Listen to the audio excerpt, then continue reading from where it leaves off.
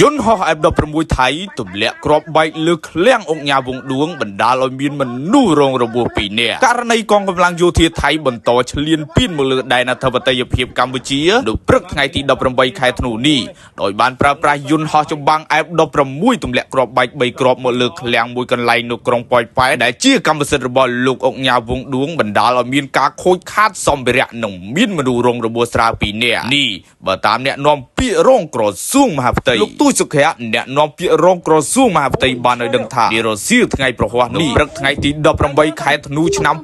2025យន្តហោះចម្បាំង F16 របស់ថៃបានទម្លាក់គ្រាប់បែកចំនួន3គ្រាប់ចូលតំបន់ទីប្រជុំជនស៊ីវិលរបស់កម្ពុជាភូមិផ្សារកណ្ដាលសង្កាត់ផ្សារកណ្ដាលក្រុងប៉ោយប៉ែតខេត្តឧត្តរមានជ័យបណ្ដាលឲ្យខូចខាតអគារមួយខ្នងដំបូលឃ្លាំងអង្គញាវងឌួងផ្នែកខាងត្បូងសម្ភារៈមួយចំនួនទៀតនិងមានអ្នករងរបួសស្រាល2នាក់គិតមកដល់ថ្ងៃទី18ខែធ្នូឆ្នាំ